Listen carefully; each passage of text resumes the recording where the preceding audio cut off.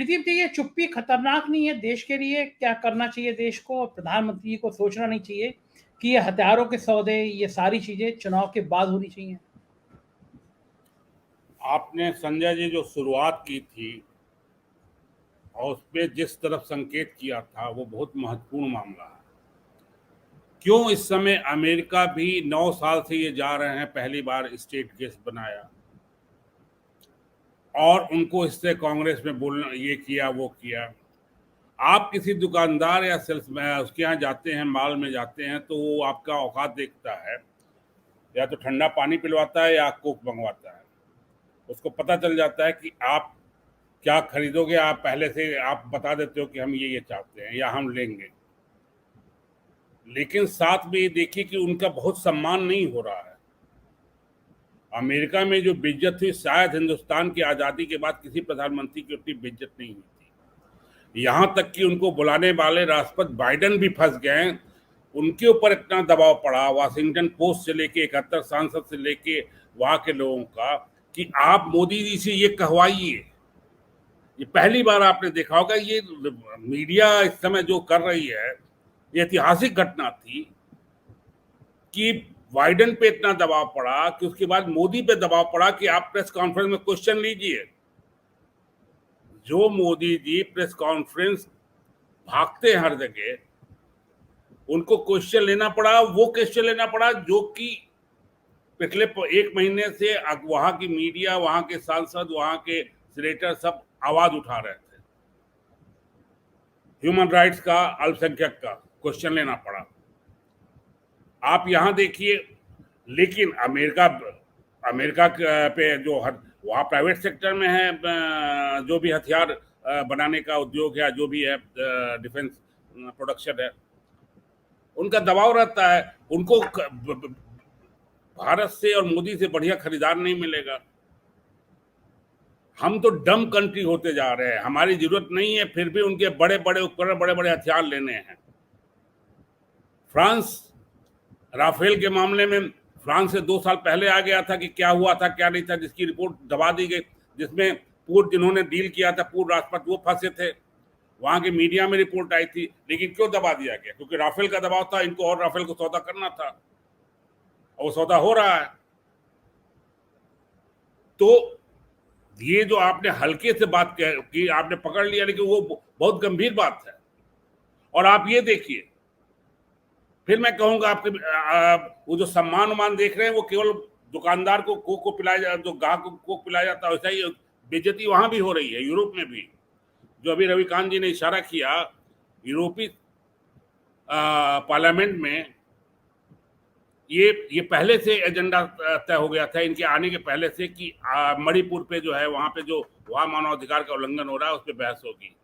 जबकि यहाँ के विदेश मंत्रालय ने प्रोटेस्ट किया कि हमारा इंटरनल मामला है, इस पर बहस नहीं होनी चाहिए। मुझे नहीं मालूम, रविकांत जी कह रहे हैं बहस हो रही है, तो हो रही होगी, लेकिन मुझे नहीं मालूम कि जो हम प्रोटेस्ट किए थे उसका क्या असर हुआ, क्या नहीं हुआ।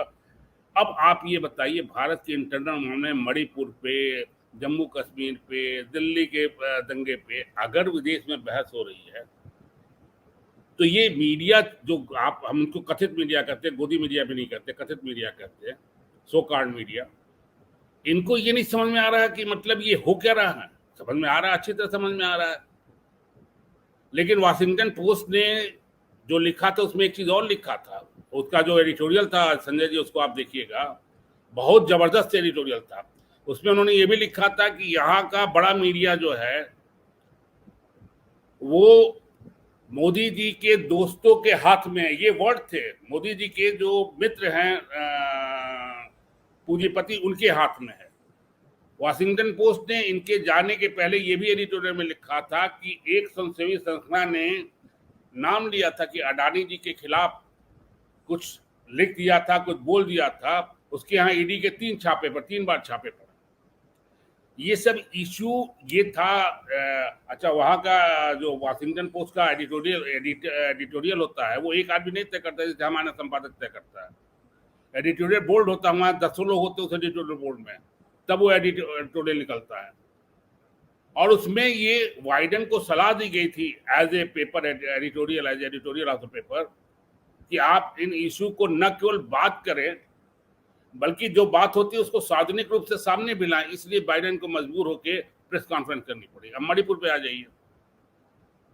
मणिपुर 3 मई को स्टार्ट हुआ जब कर्नाटक का चुनाव था।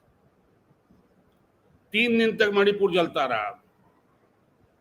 माफ कीजिएगा संजय जी, हमने अपने वीडियो में कहा भी है, उस समय हमने 7 तारीख को वीडियो बनाया था। पूरा देश मणिपुर की तरफ से चुप था। प्रधानमंत्री जय बजरंगबली का नारा लगा रहे थे। गृह मंत्री ये बता रहे थे पब्लिक को कि कैसे मुसलमानों का आरक्षण खत्म किया मैंने, और 3 दिन में जल गया इम्फाल और आर पास के एरिया, जो विष्णुपुर का एरिया है।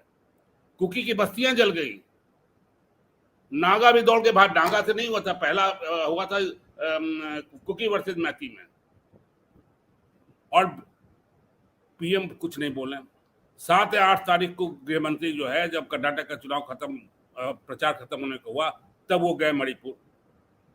और 10 जून से लेके 20 जून तक 10 पार्टियों के मणिपुर के प्रतिनिधि यहाँ पे मौजूद थे, कांग्रेस सहित।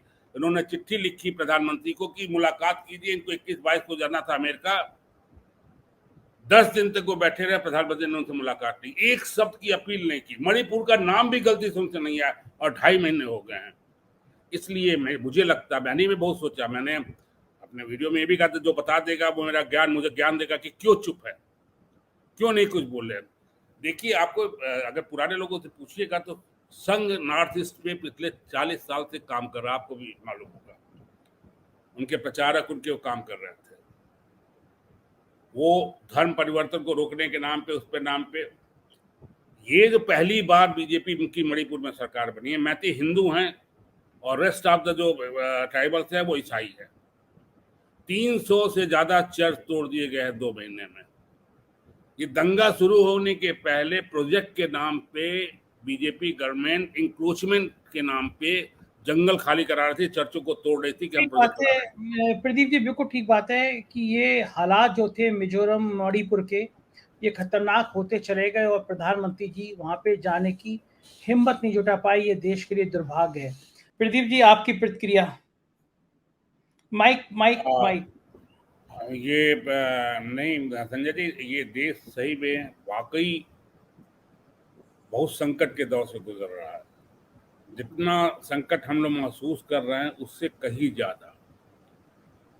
सरकार खत्म हो चुकी है, राजदंड खत्म हो चुका है, व्यवस्था खत्म हो चुकी है, संवैधानिक संस्थाओं पे तो 4 साल से बात ही हो रही है। बड़ी चीज ये है कि हम we the people of India जो है, उनकी मानसिकता में भी ये सरकार बहुत हद तक जहर बोने में कामयाब हो गई है, जो बहुत खतरनाक है। आप ये देखिए, वर्टिकल डिवीजन समाज के हर क्षेत्र में है, जुडिशरी में, पत्रकारिता में, सरकार में, समाज में, गांव में, शहर में, ये वर्टिकल डिवीजन हर जगह है। पहले पैरेलल डिवीजन था, जात पे, उस पे आधार पे था। अब या तो गोदी मीडिया, या तो हम लोग को कहा जाता है कांग्रेस, और वो मीडिया, और कौन मीडिया, लुटियन जोन्स, टुकड़े टुकड़े गैंग, ये सब मिला के हम मतलब अगर कहीं गाय पकड़ी जाती है तो उस पर हम भी बहस करना शुरू कर देते हैं, वो भी बहस करना शुरू कर देते हैं। मतलब ये जो जहर बोया, उस एजेंडे पर देश चल रहा है पिछले 5-6 साल से, हमें हम महसूस नहीं हो रहा है हमें आपको। और ये जो चाह रहे हैं इनके अडानी अडवाणी, और सबमरीन, इस समय सबमरीन कितने करोड़ अरब का है देश को नहीं मालूम है। जो राफेल आ रहा है कितने करोड़, और क्यों आ रहा है, क्यों इतने खर्चे हो रहे हैं, ये सब मिला के ये जो चाह रहे हैं वो कर रहे हैं। और मैं नहीं मानता कि बीजेपी में लोग कोई मतलब रियली देश के बारे में नहीं सोचते होंगे, या संघ में लोग राष्ट्रभक्त नहीं होंगे, लेकिन धर्म ने और सबने ऐसा आंख बंद कर दिया है, या डर ने, या ईडी ने, या सीबीआई ने, कि लोग, और ये सब डर तो खत्म हो जाता है। जैसे कह रहे थे प्रोफेसर साहब, जो जहर फैल गया है, जो जहर हम लोग के अंदर, आप ट्रेन में चलिए तो आपको सुनने को मिलता है, वो जहर है मौजूद। अभी मैं आ रहा था बलिया से, ट्रेन में बात हो रही थी, सेकेंड एसी में था, मतलब ये नहीं, मतलब है जहर है, अच्छी तरह जहर है। बिल्कुल ठीक कह रहे हैं, बिल्कुल बिल्कुल सही कह रहे हैं।